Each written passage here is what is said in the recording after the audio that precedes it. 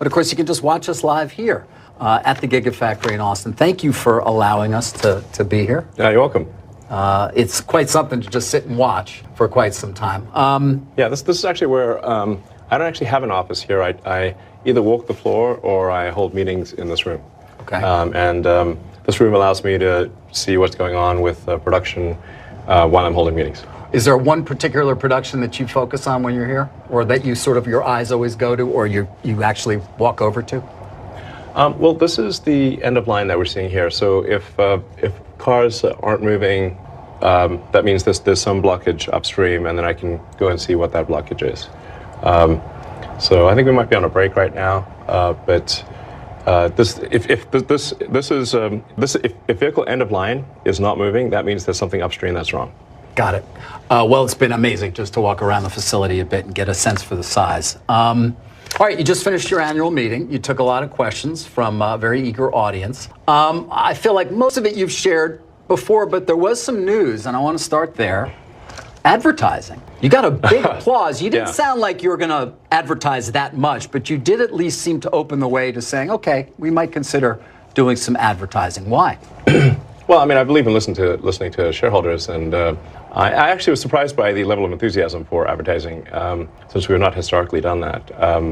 But there perhaps is some good logic to it in that if we're simply sending out information via, say, the Tesla Twitter account or my Twitter account, we're somewhat preaching to the converted, and not reaching people that are not already convinced, essentially. So I think they probably have a good point. I think it's worth a try, and we'll see.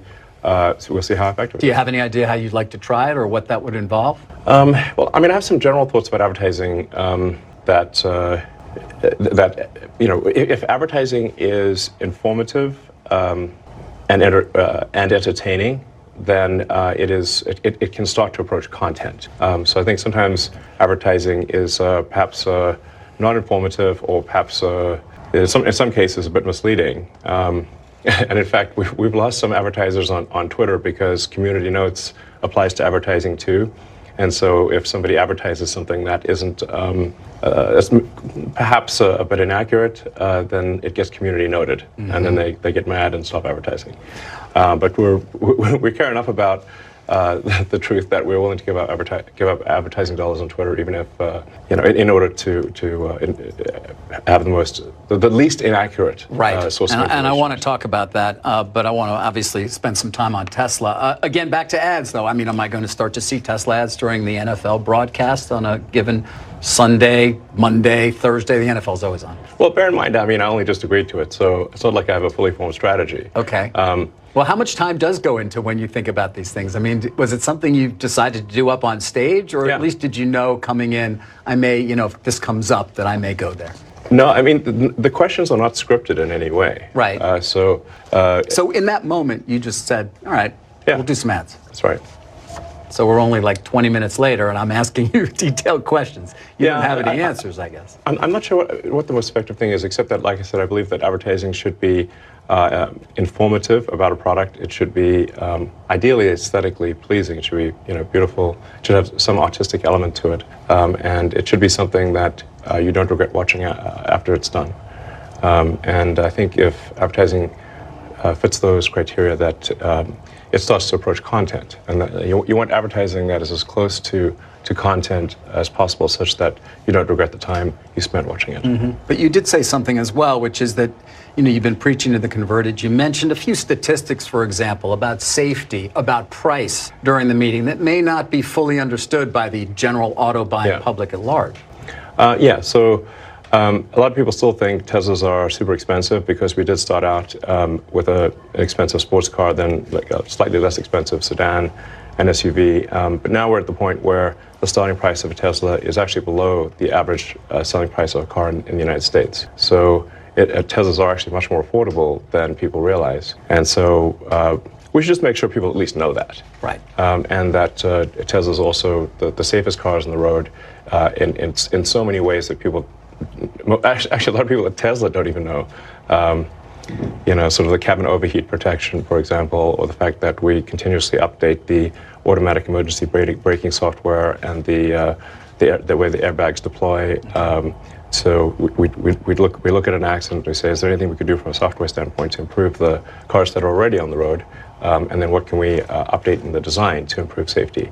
I think that the statistics speak for themselves. This is not simply a matter of opinion. It's statistically safer than anything else. You mentioned affordability. It's something you discussed during your meeting. You've also discussed it a bit on the earnings call recently as well, in relation to the Federal Reserve raising interest rates and obviously the monthly cost for a typical auto buyer.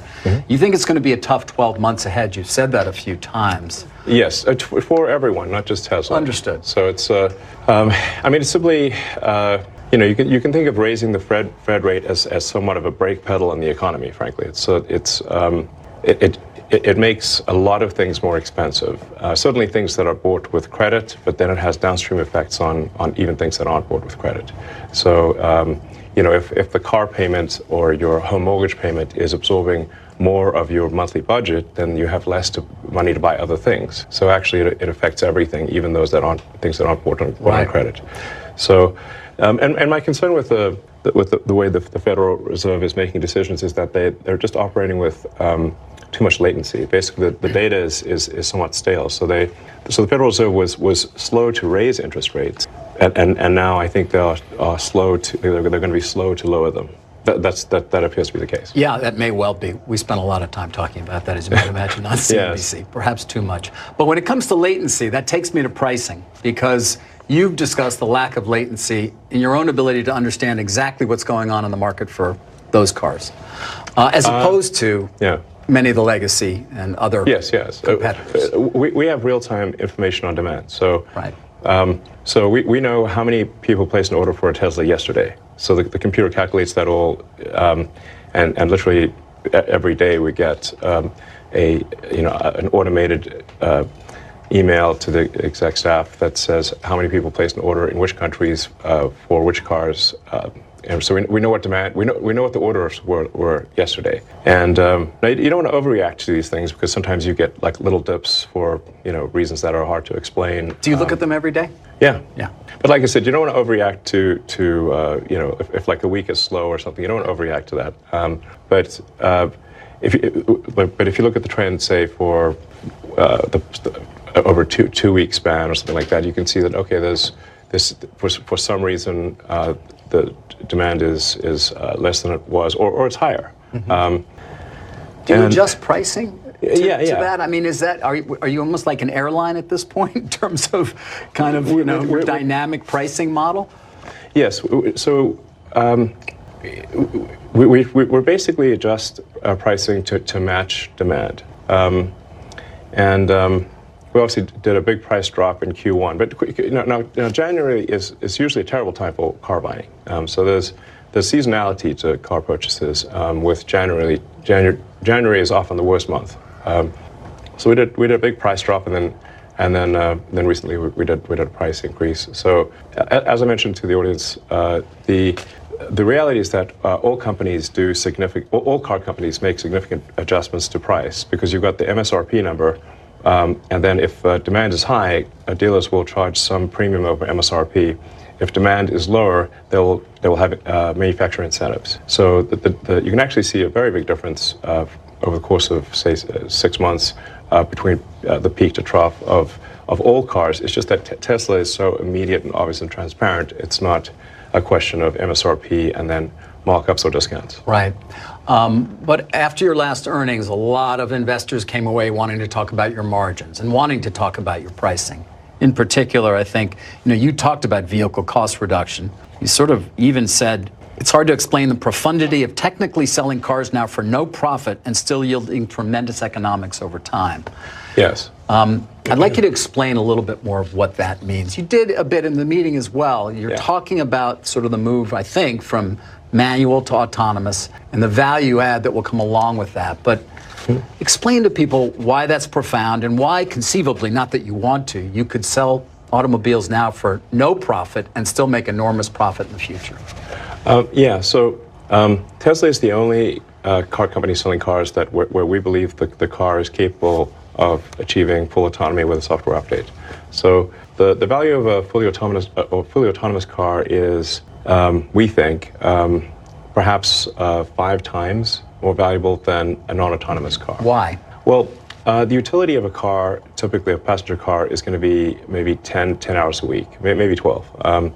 If you say like somebody's going to drive an hour and a half a day on average, so maybe an hour commute per day and then an occasional long trip, but figure it's like 10, 12 hours a week is typical for a passenger vehicle.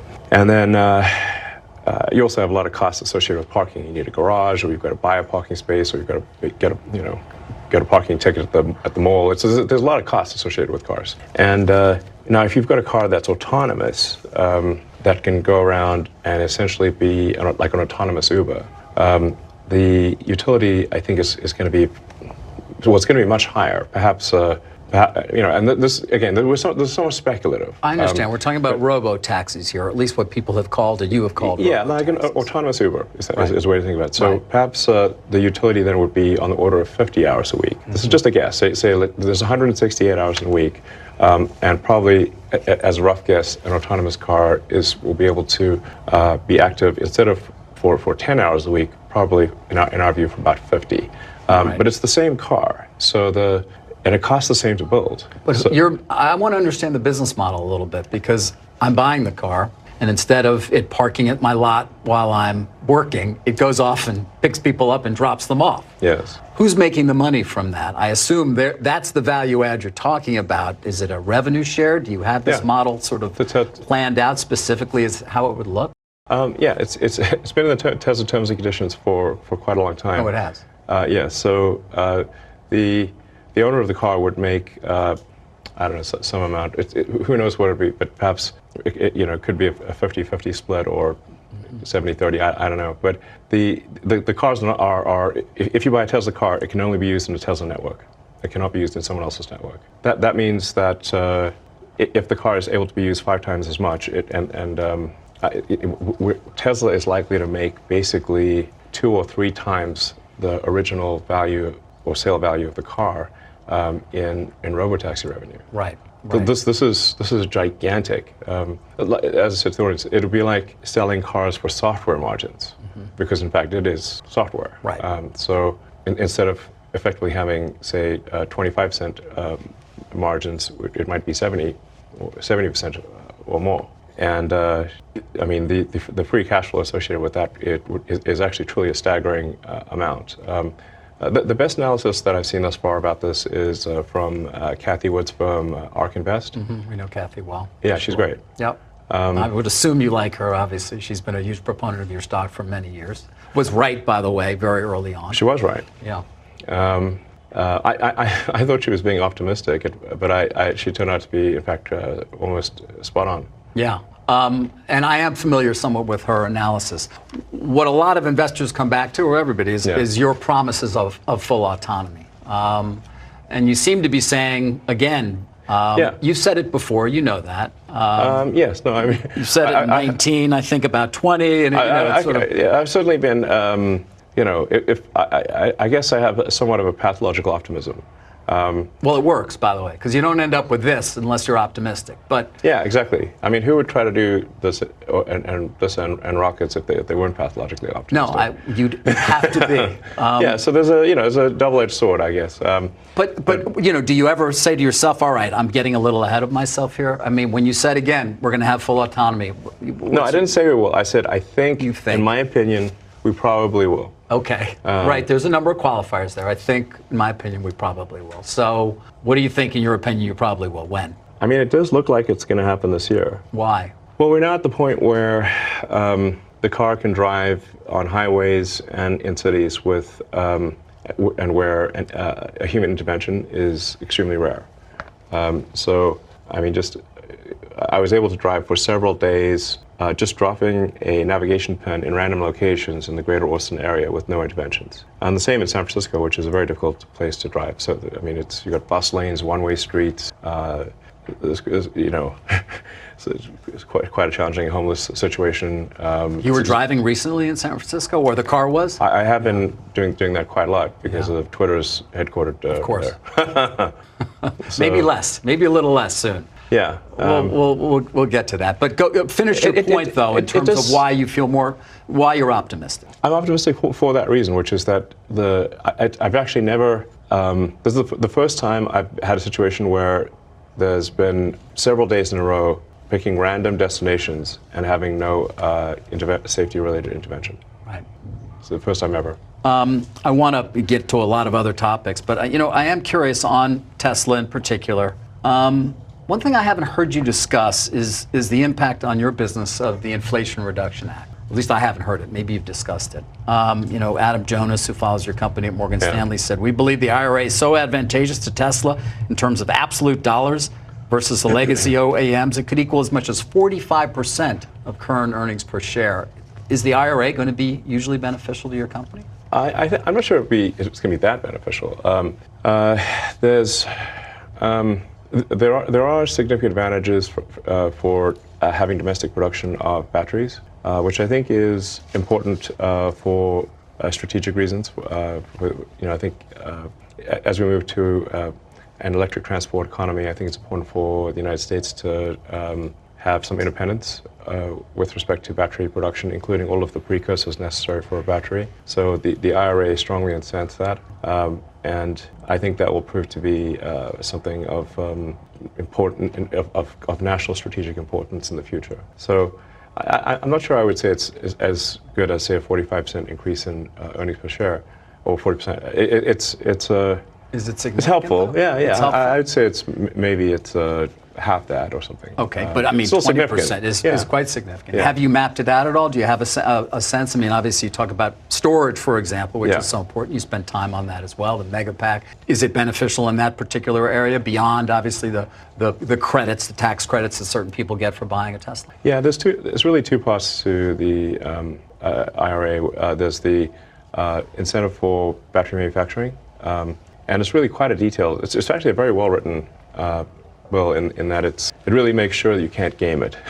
So you actually have to build the batteries in the U.S. and you actually have to build the precursors to the batteries. But if you do, it is I believe $30 at the cell level and $15 at the pack level, I believe, if I recall correctly. So that is very significant for batteries. And then you've got the consumer tax credit for EVs, provided they are built in the U.S. And that the pack is built in the U.S. Yeah. So now this is really the first time that we've actually had the first time in many years that Tesla's actually had the consumer tax credit. Yes. Because we actually exceeded the limit for the consumer tax credit several years ago, and so up until December or until January this year, I should say, there was no consumer tax incentive to buy a Tesla. But there was for the other car companies because they've not made that many electric cars. Right, they didn't reach their limit. Yeah. Before I wrap on Tesla, I would like to get to China, which is obviously an important market for you. I noticed that chart you put up. BYD is the only company that seems to be making money so far. Are you concerned at all about ruthless pricing sort of at the low end in the Chinese market and what that will mean to your market share there? Currently a limitation is the production rate of our Shanghai factory. It's not demand. So that's there's some constraints on our ability to expand in China, and so we're making as many cars as we can. It's not a demand issue. And you're going to be making batteries soon as well. Yes. For the mega pack, mostly for non-U.S. markets. So. Are you concerned at all about the growing belligerence between China and the U.S.? I think that should be a concern for everyone. I think you're right. I think it is shared by many people who run large organizations and smaller ones. Do you think, for example, China will make a move to take control of Taiwan? The official policy of China is that Taiwan should be integrated. One does not need to read between the lines. One can simply read the lines. Do you think? So I think there's some inevitability to this situation. That would not be good for Tesla, conceivably, or for any company in the world, frankly. Yes, for any company in the world. I think almost no one realizes that the Chinese economy and the rest of the global economy are like conjoined twins. It would be like trying to separate conjoined twins. That's the severity of the situation. And it's actually worse for a lot of other companies than it is for Tesla. I mean, I'm not sure where you're going to get an iPhone, for example. Apple's recently started doing some sort of small amount of production in India, but it's tiny compared to... It's tiny, not to mention an advanced semiconductor chip if they take over Taiwan Semi. Correct. I mean, you design your own chips, but you manufacture them at Taiwan Semi too, right? We do some. We use Samsung and TSMC, but but you seem to think it's likely to happen. I'm simply saying that is their policy, and I think you should take their word seriously. Your time, I think you've said, in fact, some of the brief conversations we've had, is one of the most valuable things in your own control. And I am curious now, and Tesla investors sort of seem to rejoice at the announcement of a new CEO at Twitter in part because they thought, well, he's going to have more time for Tesla. That's true. Is it true? How do you see sort of allocating your time now that you will soon no longer be the CEO of Twitter? It was really a very, very challenging situation at the point at which the Twitter acquisition closed because, in rough terms, there was $1.5 billion of debt servicing that was added, while at the same time there was a massive cycling. You said you were 4 months away from bankruptcy. You're going to lose $3 billion in a year, conceivably. Negative $3 billion cash flow and had $1 billion in the bank. Yeah. No, that's not good. No. Anybody who knows anything about corporate finance knows that's bad. No, I mean, I'd say like the analogy I was using was it's like being teleported into a plane that's in a nosedive, headed to the ground with the engine's on fire and the controls don't work. Yeah. And you were the guy who chose that's what it felt like. You chose to get into the plane. Well, I did try to exit the deal, and they wouldn't let me. They wouldn't let, I mean, it was a funny situation where when I first proposed the acquisition, they said, hell no. They adopted a poison pill, basically saying they'd rather die than be acquired. Like they'd rather chew on cyanide. And then a few months later, they're like basically have a gun to my head saying, no, you must acquire us. Yeah. I mean, that's quite a change. It is quite a change. But you seem to think, I can figure out a way out of this until finally, I guess you realized I can't. It was made clear to me that the decision would not come down in my favor legally. Yeah. All right. Well, now you have a new CEO. Yes. Why? I think Linda Yaccarino is going to be great. Why? Twitter is very much an advertising-dependent business. Linda is obviously incredible at that, and she's just a great executive in general. My skills and interests are in technology. I'll continue to play a role advancing the software. Getting the features and product stuff, basically. Right. I mean, the general idea is Linda will operate the company, and I will build products. Yeah. And I think that's a good. And that will take less of your time. Yeah, and I have that situation at SpaceX. Mm-hmm. Gwynne Shotwell, who's right. Amazing. Yeah. Operates the company, and I work on the sort of advanced technology, right? Sort of designing the new rockets and that kind of thing, and that's everyone should play to their strengths, and that's mine. That's true. Although I wonder, in 2021, you said you spent most of your time on the development of Starship. I think you've also been quoted. I've read, or I think I heard you say actually, most of your mental energy at certain points has been on Starship. Yes. So I wonder, have you been diverted from Starship a little bit and will return to it as the main focus, or is it Tesla? Again, your time, I know, having tried to schedule this interview with you. Yeah, time triage is a real thing for me. Yeah. In fact, I'd say that the only real currency is time. Time is the only true currency. So where are you going to spend the currency now that you don't have to spend as much at Twitter? I'm going to be devoting a lot more time to Tesla. Okay. Especially on the AI development and new product development, and then I'll also be allocating some more time to getting Starship to orbit. In the case of SpaceX, what I was able to do there was to as the Starlink constellation started working, I was able to move some of the best people from the Starlink program to the Starship program. The timing kind of worked out well. We have really some of the world's best engineers at SpaceX and Tesla. Really, some incredible human beings. There was some statistic you shared. I think 3.6 million people applied for a job at Tesla. I wrote it down. I didn't write it down here, so it's remembered. But was that the number? Yeah, it's crazy. there's a lot of demand. They are. So you have 127, almost 128,000 employees, but 3.6 million people applying for a job in a year. Yes, and I mean, there's, we would only add like say 20 or 30,000 jobs. So it's sort of the acceptance rate for Tesla it's much more difficult to get into Tesla or SpaceX than Harvard. The acceptance rate is even lower. Or Stanford too. Well, yeah, it's the acceptance rate is lower than the most demanding universities in the world. Yeah. It's insane. Speaking of employment, though, you had 7,800 people at Twitter when the plane was nosediving. I think you're at 1,500 now. That's so correct. roughly 6,300 people. Were they all superfluous? No, not all. So, do you figure out which ones aren't, or is it a little late? Sometimes it gets a little late.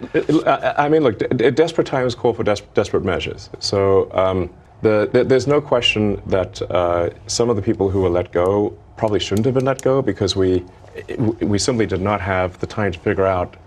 We had to be, make widespread cuts to get the burn rate under control. So. So this is not to say that, hey, everyone who was let go from Twitter is like somehow terrible or something. It's just we have to, with very little information, get the headcount expenses and the non-personnel expenses down to where we're at least break even. And we're not quite at break even yet, but we're close. We need to do it fast. And if you do it fast, unfortunately, there are going to be some babies thrown out with the bathwater. So I definitely would not want to say disparage anyone who is left. But it's funny, I've heard from other tech CEOs quietly. They look at what you did at Twitter and they won't admit it publicly, but they say, wow, that was something. I mean, to cut that deeply and still be able to run the company. People will argue about how well or things are running. Have you heard from any of these CEOs who said, thank you for doing that, giving us sort of runway or leeway to at least make some cuts of our own? I've heard that from a few people, and I've heard that through the grapevine, yeah. But like I said, if desperate times call for desperate measures, and unfortunately those were desperate times. So do you see will Linda hire people, do you think? Or are you ready for people to be hired at Twitter? Yeah, no, I think we absolutely need to hire people, and if they're not too mad at us, probably rehire some of the people that they will let go. And they're going to have to come into the office. Look, I'm a big believer that people are more productive when they're in person. And really, man, the whole sort of work from home thing. It's like, I think it's. Look, there are some exceptions, but I kind of think that the whole notion of work from home is a bit like the fake Marie Antoinette quote, "Let them eat cake." It's like really, you're going to work from home, and you're going to make everyone else who made your car come work in the factory. You're going to make the people who make your food that gets delivered that they can't work from home. The people that come fix your house, they can't work from home, but you can. Does that seem morally right? That's messed up. You see it as a moral issue? Yes. I mean, I see it more as it's a productivity issue, but it's also a moral issue. People should get off the goddamn moral high horse with the work from home bullshit, because they're asking everyone else to not work from home while they do. And yet it's wrong. There's still pushback, by the way. It's still going on. This battle is still happening. I mean, leaders of organizations, and I speak to plenty of them, I want people back. I want people back. 3 days a week, they're still battling. It's not clear that it's ever going to change. People are not coming back 5 days a week. Look, the laptop class is living in La La Land. Okay, as I said, you can't. But look at the cars. Are people working from home here? Of course not. So the people were building cars, servicing the cars, building houses, fixing houses, making the food, making all the things that people consume. It's messed up to assume that yes, they have to go to work, but you don't. How is that? It's not just a productivity thing. I think it's morally wrong. Although productivity is definitely impacted too, and the ability of people to learn, I mean, on and on.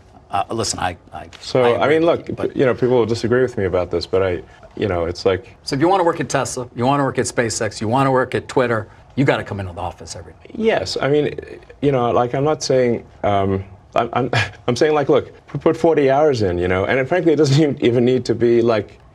Monday through Friday, you could work Monday through Thursday. And I'm also not saying no one should take, I mean, I think people should take vacations. Like I work 7 days a week, but I'm not expecting others to do that. How much sleep do you get, by the way? About 6 hours. You do? 6 hours typically? Yes. No, that's not bad. I thought it would be less. I've tried less, but my productivity, even though I'm awake more hours, I get less done. Okay. And the brain pain level is bad if I get less than 6 hours. But you work 7 days a week. Yes. Yeah. I actually only, in terms of actually, you say like how many days in a year do I not put in some meaningful amount of work? It's probably about 2 or 3. 2 or 3 days? A year. Yeah. A year. Yeah. Yes. I want to get to some more specific questions about Twitter that sort of have a more global aspect. And I still want to get to AI. You're going to give us some time here? Can we still? Yeah, I think we've got a board meeting coming up, but I'm happy to give as much time as reasonably possible. I think it's maybe at 6 or something. Okay. Well, what time is it now? It's 5:42. All right. I'd love another 20. Can you spare another 20? Yeah, sure. All right. At least 20. Great. Let's talk about free speech a bit. You call yourself a free speech absolutist. You want Twitter, and this is aspirationally. Aspirationally, you want Twitter to be as truthful as possible, most accurate source of information about the world. So what does that mean for how you police lies on the platform? You mentioned community notes. Is that the extent of it? I think community notes, yeah. I mean, I'd say, so my overall kind of vision for X or Twitter is to be a cybernetic collective mind for humanity. This is going to sound quite esoteric and sci-fi, but so if in pursuit of that objective, you want to have information move quickly, have that information be accurate, and you want to have error correction on that information. So you can think of community notes as like an error correction on information in the network. And the effect of community notes is actually bigger than it would seem. It's bigger than the number of notes, because if somebody knows that they're going to get noted, they are less likely to say something that is false because it's embarrassing to get community noted. Okay. But and that applies even to advertisers, by the way. Right. We've lost that's so far $40 million in advertising. Because it was misleading, or because the community notes said it was? The community notes, they got two pretty big advertisers got community noted, and I think on balance the community notes were correct, and I did say to those advertisers, look, just go on Twitter and provide some facts that contradict the community note. That's the way to deal with the community note, is to say, is that the community note is saying that the ad is misleading for the following reasons. If you've got information that rebuts that note, then just add that to the ad. Okay. We're coming up on an election. I mean, it's a ways away, but it's going to all start. President Trump is allowed back on the platform. He hasn't actually come back. Right. But one would imagine if and when he does, or there are others who will say, 2020 election was rigged. Is that something? I assume that's not something you believe. I think the answer is nuanced. Do I believe Biden won? Yes, I believe he won. And you voted for him. I did, actually. Do you regret that? I mean, man, I wish we could have just a normal human being as president. That's what I want. I think if we could, there's that old saying of like we're better off being run by people picked at random from the phone book than the faculty of Harvard. Yeah. I don't know who said that, but it was someone very wise. And I would say if we could do that for the president, that would be great. You think that would be beneficial? So you're not, obviously you're not happy with Biden. Don't we all just want a normal human being to be whatever the president? That means, whatever. I'm not even sure anymore what normal means. No, but I mean, just I don't know, just sort of. You want somebody who's competent. That's helpful. Yes, I think definitely somebody's executive ability is underrated. Since the president is effectively the chief executive officer of the country, it actually matters if they are a good executive officer. Yeah. It's not simply a matter of do they share your beliefs, and but are they good at getting things done? There's a lot of decisions that need to be made every day. Many of them are unrelated to moral beliefs. Right. And you just want a good executive. Because they're CEO of America. They are. So we want a good CEO of America who's going to be an effective. Unfortunately, we live in highly partisan times where there is war about everything, including ideas, including the truth, which gets back to it's not true that the election in 2020 was rigged. It wasn't stolen. And I wonder on the platform when you see that Does that end up in a community note, or is that something you take more action on? And obviously that applies to so many. I mean, to be clear, I don't think it was a stolen election. But by the same token, if somebody's going to say that there was never any election fraud anywhere, this is obviously also false. Yep. If 100 million people vote, the probability that the fraud is zero is zero. There's going to be, of course, there's always going to be some. A but little. is it going to, right? I mean, the tiniest question bit, perhaps. I mean, this election was audited. It was so many judges. I mean, it went on and on and on, and there was nothing whatsoever that. I don't want to debate this with you. My question is more about. I think it's important to say, like, that in any given election, even if you try your hardest, if you've got 100 million votes, there's going to be some amount of fraud that is not zero. And that it's important to acknowledge that without saying that the fraud was of sufficient magnitude to change the outcome. Mm-hmm. So my opinion would be that there was some small amount of fraud, but it was not enough to change the outcome. Right, and by the way, it might have been either way. I mean, Yeah, this is probably a little bit of each way. But again, it's going to be, you're going to let people say that though on Twitter, and then you're going to hope that they're corrected. They will be corrected. Notes. They will be. Oh yeah, 100%. Let's talk a bit about your tweets, because it comes up a lot.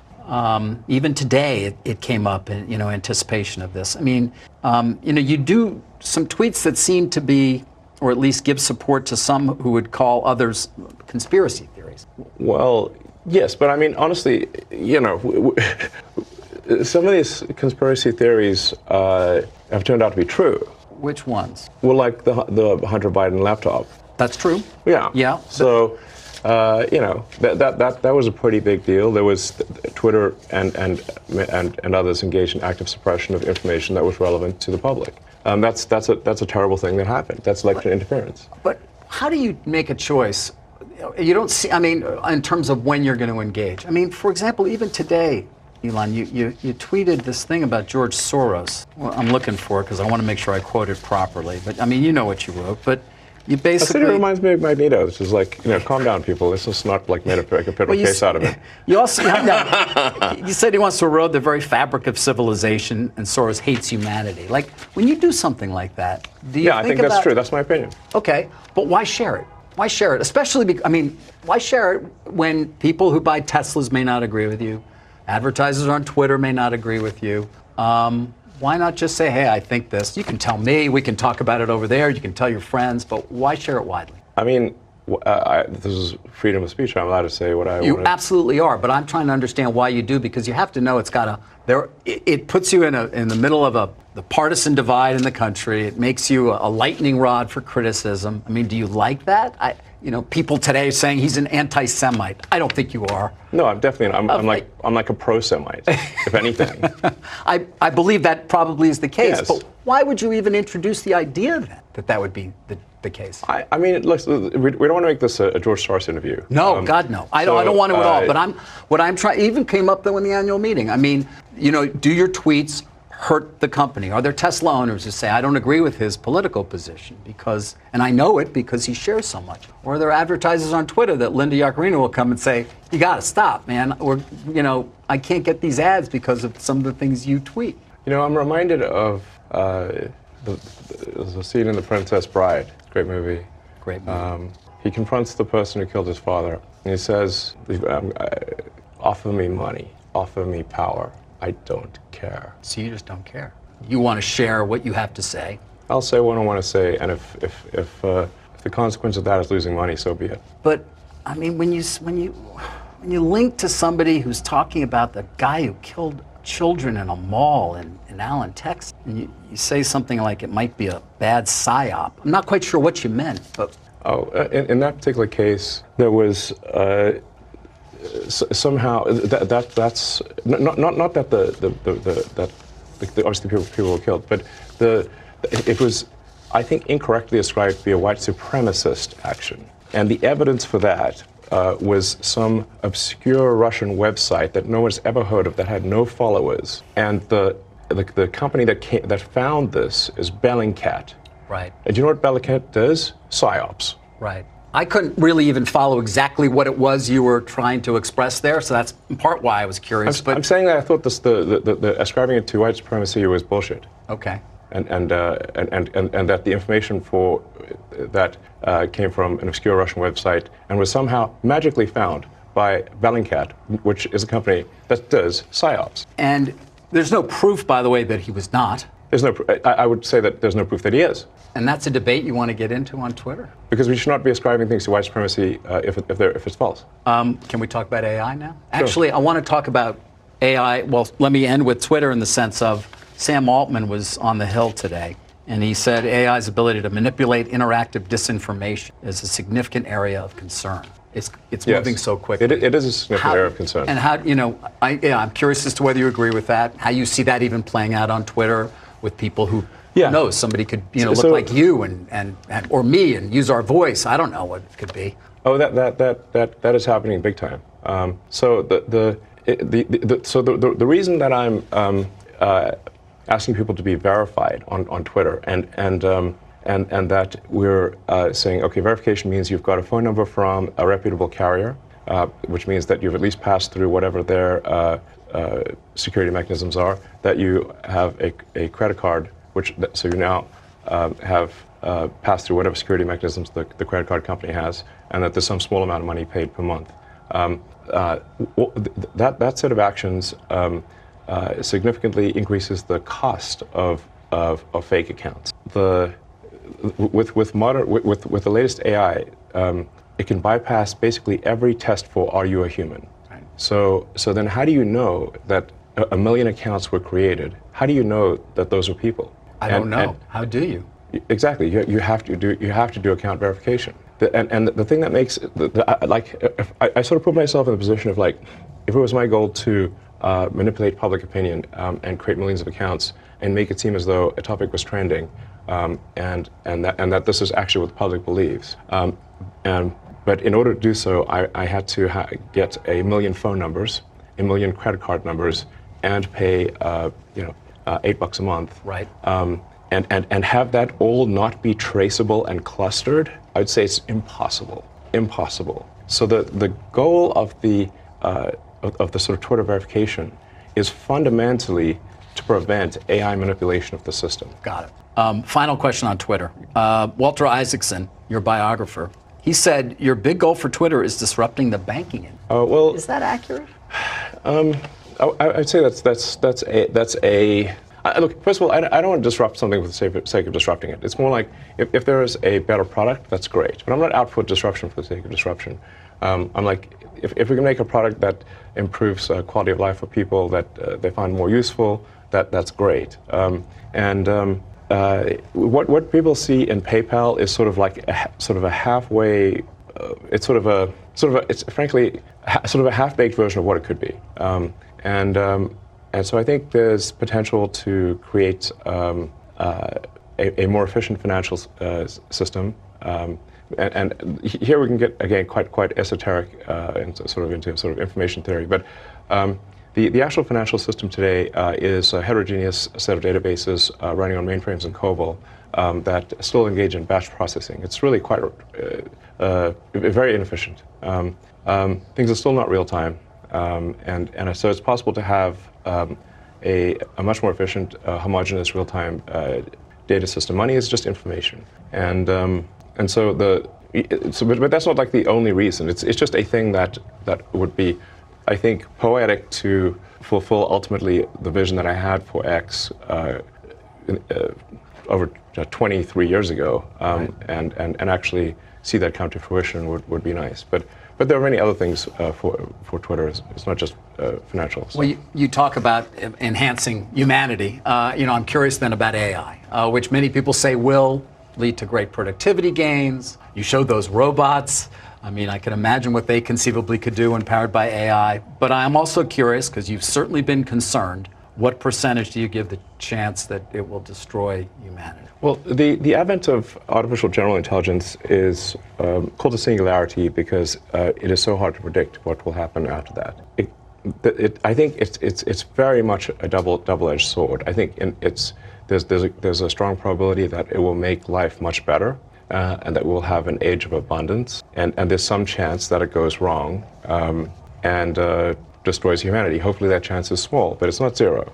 And so I think we want to take whatever actions we can think of to minimize the probability that AI goes wrong. And you've called for a pause, along with a number of other people. Yes, look, when I called for Yeah, a friend of mine, Max Tegmark, is a physicist at MIT, wanted me to sign on to the letter. And it's like I knew it would be futile.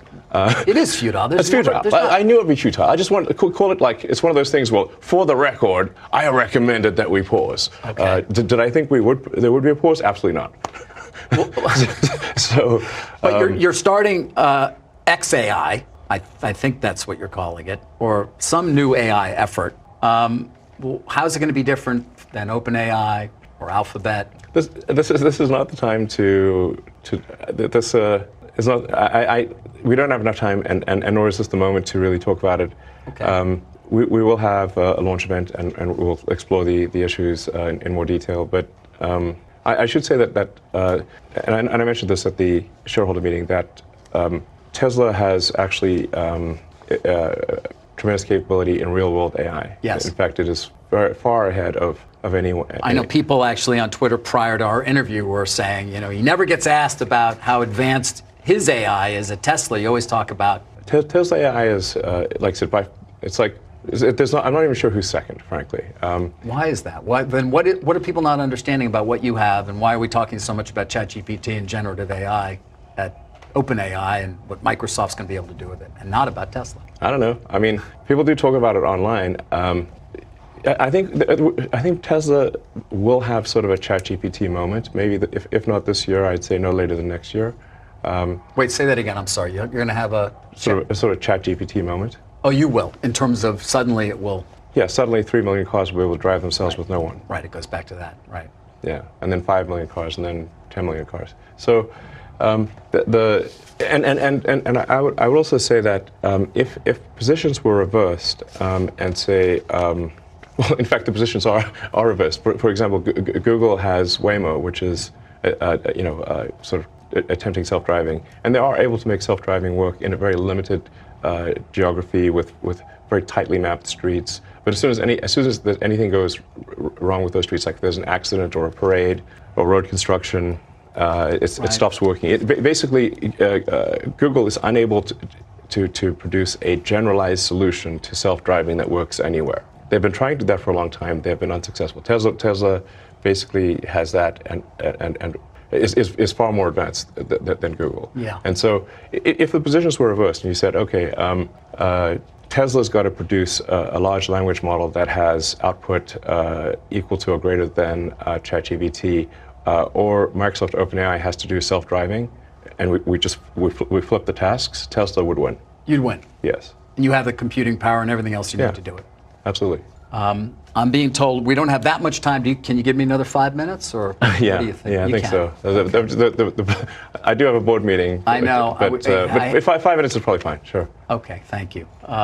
OpenAI. I mean, you seem somewhat frustrated with them. You were one of the big contributors early on. The reason I am the reason OpenAI exists. How much money did you give them? I'm not sure the exact number, but it's some number on the order of $50 million. Man, fate loves irony, next level. I used to be close friends with Larry Page, and I would stay at his house, and we'd have these conversations long into the evening about AI, and I would be constantly urging him to be careful about the danger of AI, he was really not concerned about the danger of AI and was quite cavalier about it. And at the time, Google, especially after their acquisition of DeepMind, had 3/4 of the world's AI talent. They had obviously a lot of computers and a lot of money.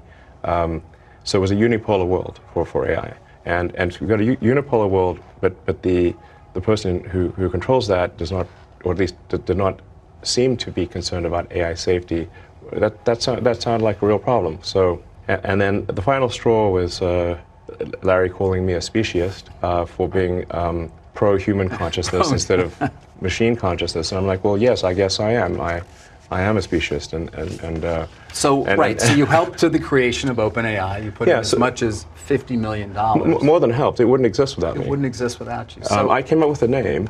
Right. The name OpenAI refers to open source. So the intent was, what was the opposite? What's the opposite of Google? Would be an open source nonprofit, because Google is closed source for profit, and that profit motivation can be potentially dangerous. So, should you have gotten governance for that money? Should you have gotten some level of control, perhaps, in retrospect? Yeah, I fully admit to being a huge idiot here. Anyway, so OpenAI was like meant to be open as an open source. It was created as a 501c3, so part of it is also, in the beginning I thought, look, this is probably a hopeless endeavor. How could we possibly compete with? How could OpenAI possibly compete with Google DeepMind? I mean, this seemed like an ant against an elephant, which is not a contest. And I was also.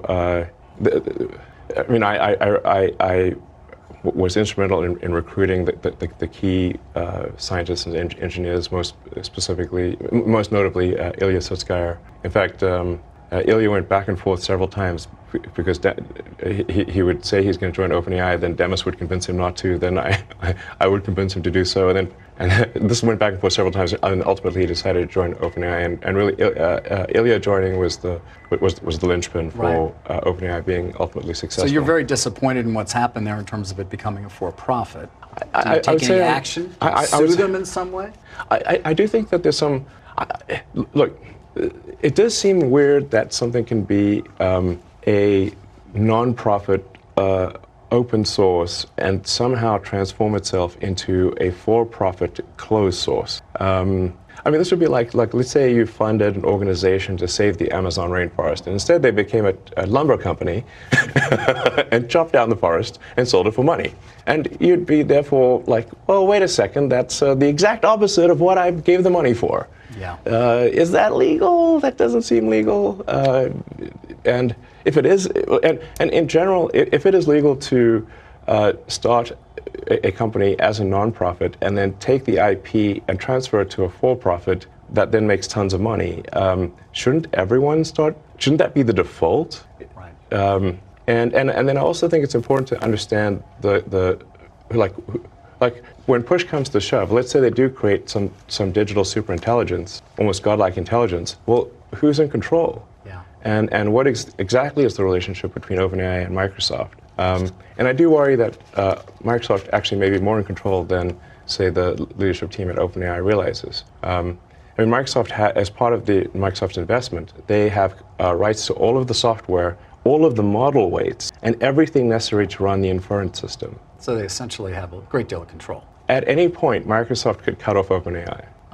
Elon, I'm being told we have to wrap up. Your board has been very Sure. patient. I want to end on one AI question. You have a lot of kids. I have some kids. I have one who's actually soon to go into the workforce. I struggle with how to advise him about a career when this technology exists and will only improve. I'm just curious, when you think about advising your children on a career with so much that is changing, what do you tell them is going to be of value? That is a tough question to answer. I guess I would just say, to sort of follow their heart in terms of what they find interesting to do or fulfilling to do, and try to be as useful as possible to the rest of society.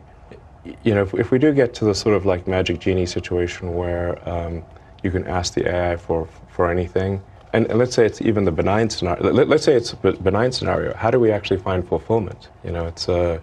How do we find meaning in life if the AI could do your job better than you can? I mean, if I think about it too hard, it frankly can be dispiriting and demotivating, because I go through. I put a lot of blood, sweat, and tears into building the companies, and then I'm like, wait, well, should I be doing this?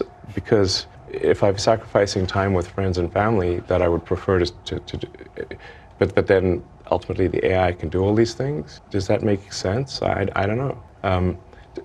To some extent, I have to have deliberate suspension of disbelief in order to remain motivated. So I guess I would say just work on things that you find interesting, fulfilling, and that contribute some good to the rest of society. Well, that's a great place to end. There's so much we didn't get to. I hope you'll give me another chance to sit down with you. But Elon, thank you for being so generous with your time. Thanks to your board for waiting as well, and thanks for having us here at this incredible facility. Appreciate it. Thank you. You're welcome. All right. Pleasure. Athletic Greens AG1 has given me a massive, meaningful boost in energy, allowing me to do a lot more every day, including using my brain more and using my body more. I highly recommend you guys and girls check it out. Athletic Greens AG1 is an excellent way to fill in nutritional gaps. It's got 75 high-quality vitamins, minerals, and whole food source nutrients, plus prebiotics and probiotics and digestive enzymes and adaptogens to help you deal with stress. Plus, if you click the link in the pinned comment or head to athleticgreens.com/SMR, you can get yourself a 1-year free supply of vitamin D3 and K2. But don't take my word for it. Here's what some of you guys and girls have to say. AG1 has changed my life. I was, as you described, treating myself like a circus, ate like trash, rarely exercised, used alcohol as a stress crutch, cannabis also. AG1 is what gave me the kick in the ass, got me back to the gym, motivated me to do more for myself, family, my business, etc. Keep doing what you do. Now, I know there's some skeptics, the same kind of people who think Elon Musk is a fraud, reading this going, what do you thought? There's no way that's possible, bro. It must be a placebo effect. Believe it or not, this is a recurring theme. If you give your body everything it needs to feel and perform its best, including having a lot more energy, you'll need ways to use that energy. For me personally, that includes more exercise, moving my body more social activity, and more cognitively demanding tasks, including producing a ton of exclusive content over on Twitter and on Patreon, plus my daily YouTube uploads. The proof's in the pudding. On to another testimonial from a viewer of this channel. SMR, you asked me to provide feedback on AG1. Here it is. It has helped with mental acuity, stamina, and intestinal waste management. Can't read between the lines. It certainly helps with regularity and digestion. That's what the digestive enzymes are for. It has also dramatically reduced my cravings for sugar. You guys need to stop eating sugar. It's fucking poison. I'm 50, 5'9", and overweight, aka a fat motherfucker. I think that's a technical term for overweight, isn't it? Is it fat motherfucker or obese? I can't remember. I average 100 hours a week in the West Texas oil fields as a safety supervisor. Jesus Christ, dude. No wonder you're struggling to keep your weight under control. 100 hours a week. Brutal. It has helped me lose weight.